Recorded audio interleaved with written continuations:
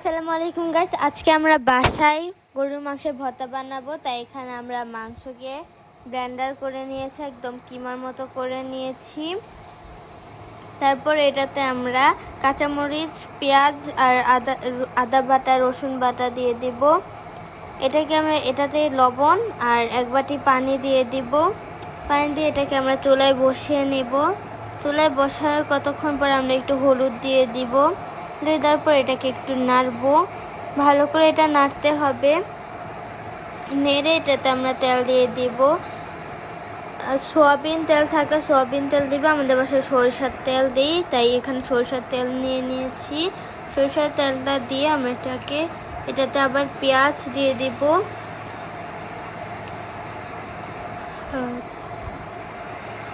পেঁয়াজগুলো দিয়ে আবার ভালো করে একটু নেড়ে নিতে হবে, যাতে পেঁয়াজগুলো এটার সাথে মিক্স হয়। তারপর এটাকে আবারও একটু নাড়বো, এটা একদম খয়েরি কালার যাতে আসে, একটু এরকমভাবে ভালো করে ভাজতে হবে। ভেজে আমরা এখানে একটু পেঁয়াজের মধ্যে লবণ নিয়ে নিয়েছি এবং একটা শুকনো মরিচ ভেজে নিয়ে এটাকে একটু হাত দিয়ে একটু ডলে দিব। তারপরে এটাতে আমরা ভেজে রাখা মাংসগুলোকে এটাতে দিয়ে দিব। দিয়ে আবার আমরা হাত দিয়ে একটু ভালো করে মিক্স করে নিব, যাতে সবগুলো পেঁয়াজের সাথে মাংস ভাজাটা যেন একদম মিক্স হয়ে যায়। এভাবে আমরা মেখে নিব। মাখার পর একটু একটু করে আমরা তেল দিয়ে দিব।